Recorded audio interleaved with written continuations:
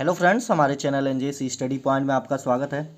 देखिए, हम यहाँ पे आपके लिए लेकर आए हैं प्रतिदर्श प्रश्न पत्र 2021 का विषय विज्ञान का है। कक्षा 10 2021-22 के लिए बिल्कुल न्यू है। मैं इसका सॉल्यूशन आपको बोर्ड कॉपी पे दूंगा। बोर्ड कॉपी पे आपको कैसे इसका सॉल्यूशन करना है इसके बारे में फुल डिटेल में आपको बताएंगे हम, ठीक है।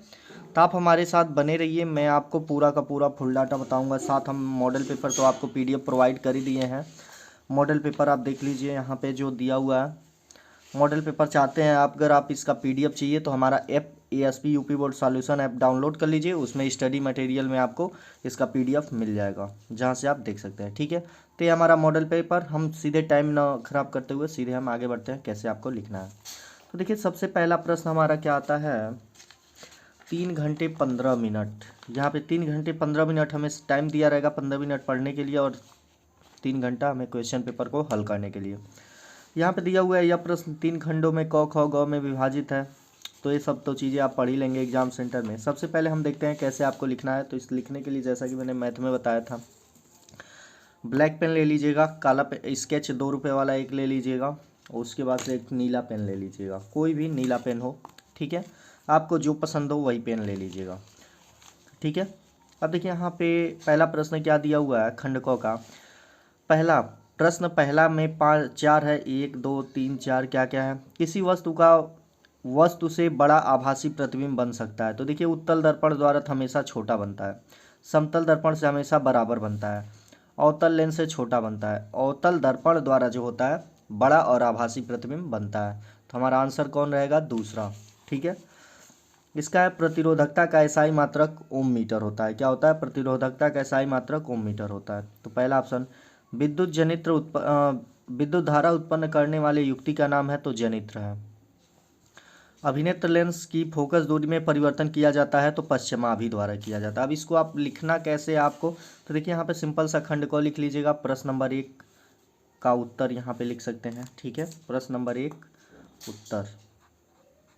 आपको ये आंसर सीट है तो ये नहीं कि चारों विकल्प लिखें उसके बाद से टिक करें, इज गलत है। गलत नहीं है, लेकिन थोड़ा टाइम बर्बाद होगा और कुछ नहीं होगा, ठीक है। आंसर सीट है, आंसर बस लिखिए। पहले का हमारा कौन सा सही था, दूसरा। तो पहले का हमने दूसरा लिखा, अवतल दर्पण। पहले का क का दूसरा अवतल दर्पण द्वारा, ठीक है। इसका कौन सा, ख का कौन सा सही है, पहला है तो हम लिखेंगे पहला ओम मीटर, ठीक है। दूसरे का सही था जनित्र, पहला ऑप्शन था, तो पहला ऑप्शन ग का जनित्र। इसका है तीसरा ऑप्शन क्या है, पश्चिमाभि पेशियाँ, तो इसको हमने लिख लिया पश्चिमाभि पेशियाँ। जो ऑप्शन सही है बस उसी को लिखिए, बाकी सबको लिखने की जरूरत नहीं है, ठीक है। अगला ऑप्शन हम देखते हैं। अगला प्रश्न हमारा क्या है, दूसरा प्रश्न है, वाहनों में किस प्रकार के दर्पण को पश्च दृश्य दर्पण के रूप में वरीयता दी जाती है और क्यों। तो देखिए, जो वाहनों में पीछे से आने वाली वस्तु का प्रतिबिंब देखने के लिए प्रयोग होता है वो होता है उत्तल दर्पण। क्योंकि उत्तल दर्पण हमेशा छोटा आभासी और सीधा प्रतिबिंब बनाता है, जिससे हम आराम से देख सकते हैं कांच में। तो देखिए, यहाँ पे हम लिखे हैं, हम वाहनों में उत्तल दर्पण, यहाँ पे प्रश्न नंबर दूसरा के क लिख लेते हैं। हम वाहनों में उत्तल दर्पण को पश्च दृश्य दर्पण के रूप में वरीयता इसलिए देते हैं क्योंकि उत्तल दर्पण वाहन के ड्राइवर को अपने पीछे से के वाहनों को बहुत बड़े क्षेत्र में देख सकते हैं, जिससे वह सुरक्षित रूप से वाहन चलाते हैं, तथा उत्तल दर्पण हमेशा सीधा तथा छोटा प्रतिबिंब बनाता है।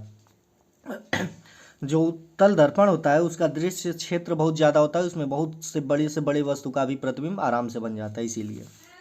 ख वाला देखिए, यहाँ पे क्या प्रश्न था हमारा, ख का, किसी अवतल लेंस की फोकस दूरी 15 सेंटीमीटर, वस्तु को लेंस से कितनी दूरी पर रखें कि इसके द्वारा वस्तु का लेंस से 10 सेंटीमीटर दूरी पर प्रतिबिंब बने।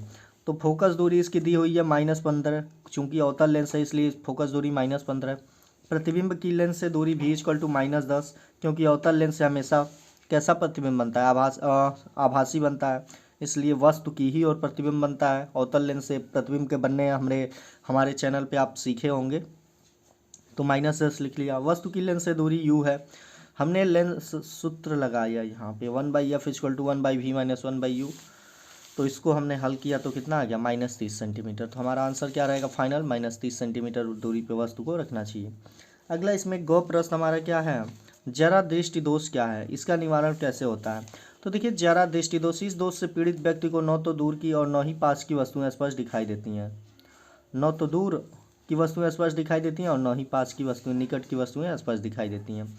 अब देखिए इसको निवारण के लिए क्या किया जाता है। इसके निवारण के लिए द्विफोक्सी अर्थात अवतल लेंस तथा उत्तल लेंस लगे चश्मे का उपयोग किया जाता है। देखिएगा बड़े बुजुर्गों के जो चश्मे होते हैं उनमें द्विफोक्सी लेंस होता है, नीचे का कुछ और ऊपर का कुछ और। अब देखिए यहाँ पे अगला हमारा है कौन सा, प्रश्न नंबर 3 का क्या है।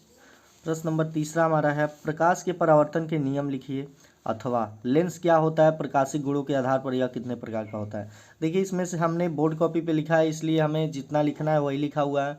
आपको ज़्यादा कुछ चाहिए तो आप हमारे प्लेलिस्ट में चले जाइएगा, वहाँ पे विज्ञान में सब कुछ बताया गया है, A to Z इसमें का बताया गया है। तो वहाँ से भी आप पढ़ाई कर सकते हैं, कैसे प्रतिबिंब बनता है, क्या बनता है, प्लेलिस्ट में देख लीजिएगा। अब देखिए यहाँ पे लेंस क्या होता है, इसका हमने आंसर दिया हुआ है, तो आसान है काफ़ी, सब बच्चे रट ही लेते हैं। तो देखिए लेंस क्या होता है। गोली लेंस दो गोली पृष्ठ अथवा एक गोली तथा एक समतल पृष्ठ से घिरे पारदर्शी माध्यम को लेंस कहते हैं। प्रकाशिक गुणों के आधार पर ये दो प्रकार के होते हैं, कौन कौन से, उत्तल लेंस, अवतल लेंस। अब देखिए यहाँ पे क्या दिया हुआ है कुछ और दिया हुआ था कि उत्तल लेंस के प्रथम फोकस तथा लेंस के बीच रखे वस्तु के प्रतिबिंब का किरण आरेख। तो देख लीजिए यहाँ पे हम क्या करते हैं, एक उत्तल लेंस बनाते हैं, ठीक है। अब देखिए ये है इसका मान लीजिए मुख्य अक्ष, ये है इसका प्रथम फोकस F1 F2, यहाँ पे किसी वस्तु को रखी गई है, ये है C1, ये है C2, यहाँ पे क्या की गई है, ये है प्रकाशिक केंद्र, वो वस्तु रखी गई है AB। तो ये किरण समांतर जाती है और फोकस से, इसके मुख्य फोकस से होके निकल जाती है। समांतर जाने वाली किरणें कहाँ से निकलती है, फोकस से। दूसरी किरण कहाँ से निकलती है, इसके प्रकाशिक केंद्र O से। दूसरी किरण कहाँ से निकलेगी, इसके प्रकाशिक केंद्र O से। तो ये किरणें आगे देखिए जाके फैलती जा रही हैं, कहीं मिलती नहीं है। तो किरणें कहाँ पे मिलती हुई प्रतीत होती हैं, वस्तु की ही ओर, वस्तु की ही ओर कहीं मिलती हुई प्रतीत होती हैं, ठीक है। मिलती नहीं है, मिलती हुई प्रतीत होती हैं यहाँ पे कहीं। तो इसलिए इसका प्रतिबिंब कहाँ बनता है, वस्तु की हुई ओर सीधा आभासी, सीधा वस्तु से बड़ा प्रतिबिंब बनता है, ठीक है। ये प्रतिबिंब आपको बनाना था। आगे देखते हैं इसका ख क्या है। किसी चालक का प्रतिरोध किन कारकों पर निर्भर करता है, अथवा इसमें दिया हुआ विद्युत विभवांतर। दिए गए पदार्थ के लिए यल लंबाई तथा ए मोटाई के प्रतिरोध 4 ओम है। इस पदार्थ के किसी अन्य तार का प्रतिरोध क्या होगा जिसकी लंबाई L/2 1/2 तथा मोटाई 2a हो, ठीक है। AL/2 होनी चाहिए, ठीक है, AL/2 होनी चाहिए। 1/2 दिया है, AL/2 होगा। देखिए यहाँ पे सबसे पहले हम जानेंगे, इसका मैंने लगता है छूट गया है, किसी चालक तार का प्रतिरोध किन कारकों पर निर्भर करता है।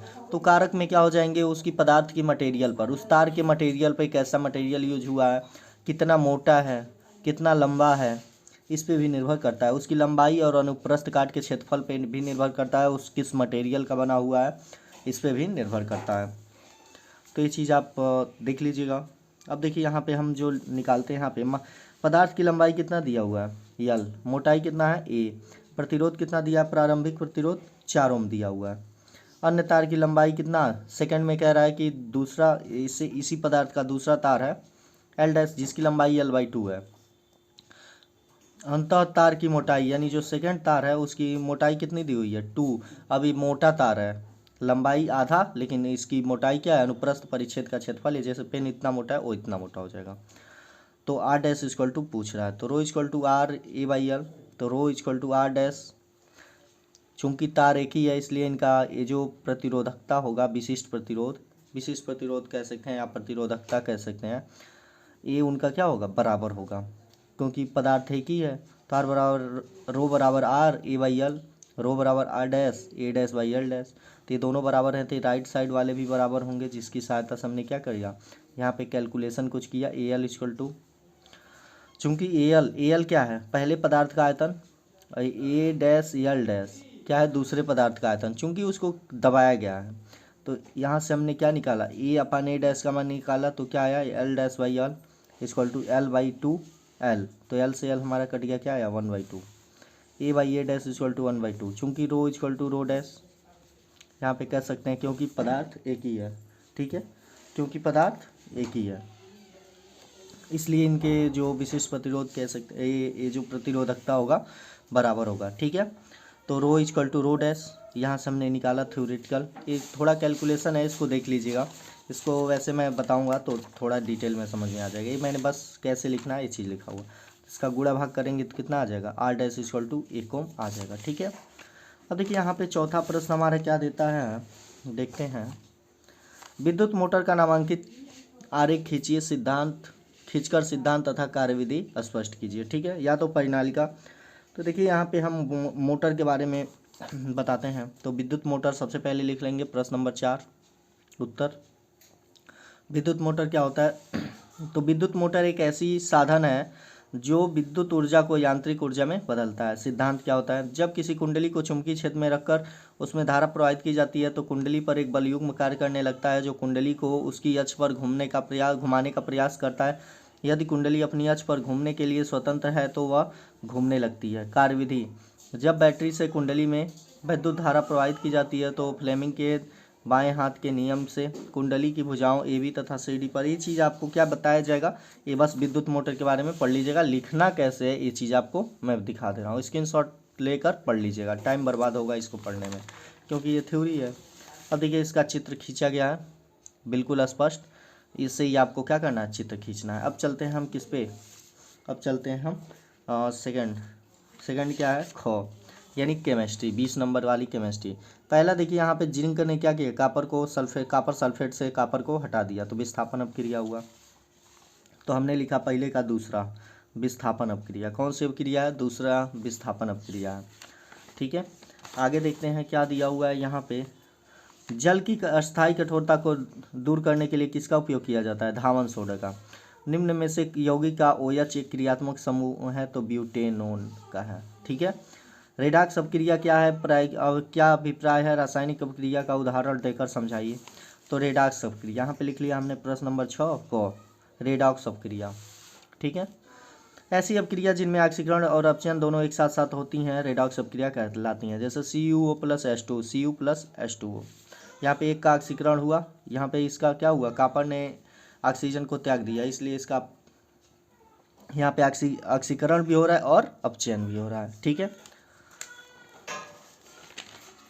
यहाँ पे देखिए इस कापर का अपचयन हो रहा है, हाइड्रोजन का ऑक्सीकरण हो रहा है। आगे देखते हैं हम, आगे क्या दिया हुआ है।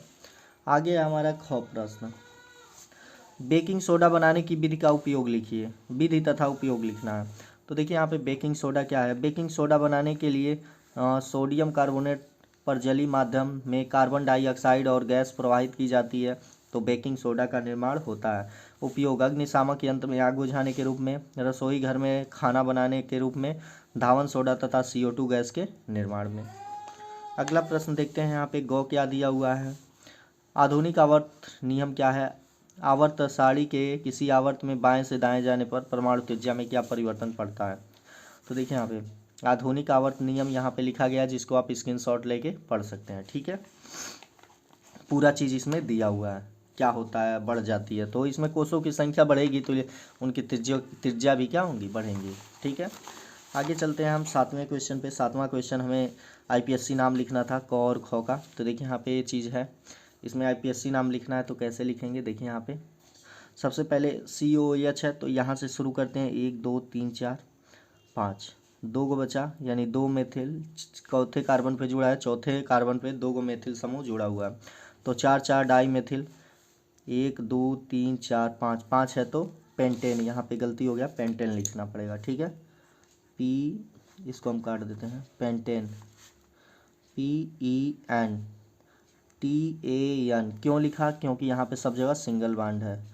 OIC acid, 4 4 dimethyl pentanoic acid. ठीक है, ये हो जाएगा इसका IPSC नाम। दूसरा क्या है, दूसरा OH समूह उपस्थित है तो 1 2 3 4, यहाँ पे देखिए सेकंड कार्बन पे क्लोरो समूह उपस्थित है, 2 क्लोरो ब्यूटेनॉल। ठीक है, अब देखिए अगला इसका ख क्या दिया हुआ है, 7वां ख, संक्षारण किसे कहते हैं, धातुओं के संक्षारण को लिखने की 2 विधियाँ। तो हमने इसका वीडियो बनाया हुआ है, आप आराम से पढ़ सकते हैं, एक बार में याद हो जाएगा।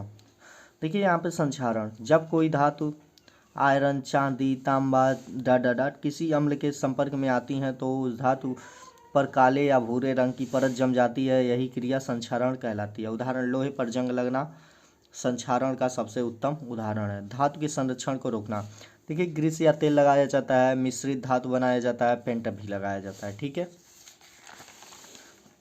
आगे देखते हैं 8वां प्रश्न हमारा क्या आता है। 8वां प्रश्न यहाँ पे देखिए क्या दिया हुआ है। निम्नलिखित पर टिप्पणी लिखना है। कार्बनिक यौगिकों में प्रतिस्थापन अपक्रिया, साबुन की सफाई अपक्रिया, सजाती श्रेणी, या तो इसमें तीनों पे। ठीक है, या तो इन तीनों को कीजिए या तो इन चारों को कीजिए। ठीक है, तो हम देखते हैं पहला ही किया गया है कार्बनिक यौगिक में प्रतिस्थापन अपक्रिया। ऐसी अपक्रिया जिनमें एक हाइड्रोकार्बन के एक या अधिक हाइड्रोजन परमाणु को कोई दूसरा हाइड्रोजन परमाणु जैसे क्लोरीन विस्थापित कर दे तो ये अपक्रिया विस्थापन अपक्रिया कहलाती है। जैसे CH4 + Cl2, CH3 Cl + HCl। अगला देखिए साबुन की सफाई अपक्रिया। जल में साबुन घोलकर कपड़ा धोने पर साबुन के अणु मिशेल संरचना तैयार करते हैं, जहां साबुन के अणु का एक सिरा मैल की ओर तथा आयनिक सिरा बाहर की ओर होता है। इससे पानी में इमल्सन बनता है। इस प्रकार साबुन का मिलेन मैल को पानी में घोलने में मदद करता है और हमारे कपड़े स्वच्छ करता है। अगला देखिए सजाती श्रेणी से क्या है। तो जब कार्बनिक यौगिकों में समान क्रियात्मक समूह होता है तो उसके बढ़ने अथवा घटते अणुभार के क्रम में रखा जाता है, तब ऐसी श्रेणी बनती है जिसे हम सजाती श्रेणी कहते हैं। इस श्रेणी के प्रत्येक यौगिक को एक दूसरे का सजात भी कहते हैं। ठीक है, अगला देखिए यहाँ पे अब बायोलॉजी पे हम आते हैं। बायो में पहला दिया हुआ है, निम्न में से कौन सा मादा जनन तंत्र का भाग नहीं है। तो शुक्रवाहिका मादा जनन तंत्र का भाग नहीं है। जीवाश्म ऊर्जा का स्रोत है कोयला। पवन चक्कियों का उपयोग किया जाता है यांत्रिक कार्यों में। वे पदार्थ जो जैव प्रक्रम में अपघटित हो जाती हैं जैव निम्नीकरण कहलाते हैं। ठीक है, हमने इनको क्या किया, ऐसे कुछ लिख लिया। पहले का दूसरा, तीसरा शुक्रवाहिका, तीसरा कोयला, पहला यांत्रिक कार्य, जैव निम्नीकरण। ठीक है, जो ऑप्शन सही था उसको हमने लिख लिया। अब देखिए 10वां प्रश्न हमारा है, स्वपोषी के लिए आवश्यक परिस्थितियां कौन कौन सी हैं, उनके उप उत्पाद क्या हैं। तो देखिए यहाँ पे हमने लिखा हुआ है, स्वपोषी पोषण के लिए सूर्य का प्रकाश, क्लोरोफिल, कार्बन डाइऑक्साइड, जल आदि परिस्थितियों का होना आवश्यक है। इसके उपोत्पाद ऑक्सीजन, हाइड्रोजन तथा कार्बोहाइड्रेट होते हैं। अगला देखिए चित्र बनाना था, हमने क्या किया, यहाँ पे चित्र बना दिया, यहाँ पे लिख लिया है ख उत्तर। ठीक है, गौ क्या था, गौ हमारा क्या था, यहाँ पे गौ प्रश्न है। पुष्प के बीजांड का स्वच्छ निम्नांकित चित्र बनाना था, बना लिया गया। ठीक है, अब देखिए यहाँ पे गौ हमें देखना है। तो गौ क्या है, जैव निम्नीकरण पदार्थ पर्यावरण को किस प्रकार प्रभावित करते हैं। तो जैव निम्नीकरण पदार्थ जैसे पेड़ों के पत्ते, सब्जियों के छिलके आदि खाद बनाने के काम आ सकते हैं। जैव निम्नीकरण पदार्थों में कार्बन की मात्रा ज़्यादा होती है। इनके पदार्थों के अपघटन से वातावरण में कार्बन की मात्रा बढ़ जाती है। ठीक है, अगला प्रश्न 11वें की तरफ हम बढ़ें तो 11वां क्या दिया हुआ है। 11वां प्रश्न 11वां दिया हुआ है, कायिक प्रवर्धन क्या है, उदाहरण सहित वर्णन कीजिए।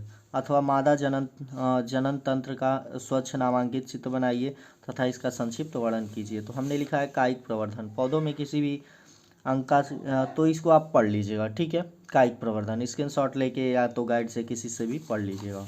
अब चलते हैं हम इसके ख वाले पे। इसका ख क्या दिया है, लिंग गुणसूत्र किसे कहते हैं, मानव में लिंग निर्धारण की प्रक्रिया को समझाइए। तो देखिए यहाँ पे लिंग निर्धारण की प्रक्रिया को भी लिखा गया है, इसका आप स्क्रीनशॉट लीजिए और पढ़ लीजिएगा। ठीक है, निर्धारण कैसे होता है। ठीक है, तो इस चीज़ का आप स्क्रीनशॉट ले लीजिएगा बढ़िया सा और पढ़ लीजिए, इस पर क्यों टाइम बर्बाद करें। बायोलॉजी है, रट लीजिएगा। ठीक है, ये कुछ इसका भी है। अब देखिए 12वां क्वेश्चन हमारा क्या था, मानव पाचन तंत्र का निम्नांकित चित्र बनाकर आमाशय तथा शुद्रांत में होने वाली पाचन क्रिया का वर्णन करना है। तो ये हमारा स्वच्छ चित्र। ठीक है, पाचन तंत्र का। उसके बाद से हम चलते हैं, इसका वर्णन करना है। तो आमाशय में पाचन, आमाशय में जठर ग्रंथियां उपस्थित होती हैं जो जठर रस का स्रावण करती हैं। जठर रस में उपस्थित HCl निष्क्रिय पेप्सिनोजन को पेप्सिन में बदल देता है। पेप्सिनोजन से पेप्सिन सक्रिय हो जाता है, ये निष्क्रिय रूप में है, अब सक्रिय रूप में आ जाता है। छोटी आंत में पाचन कैसे होता है? छोटी आंत में प्रोटीन व वसा का या अन्य कार्बनिक पदार्थों का पाचन होता है। छोटी आंत का अग्रभाग ग्रहणी कहलाता है। इसमें यकृत से पित्त रस एक अग्न्याशय से अग्नाशयी रस भी आकर पाचन की क्रिया में सहायता करता है। ठीक है, इस प्रकार मेरा पूरा ये साइंस का पेपर ख़त्म हुआ। ऐसे ही अगर आपको और वीडियो चाहिए तो हमें कमेंट करके बताइए, मैं आपको टोटली एग्ज़ाम की तैयारी करवा दूंगा। धन्यवाद।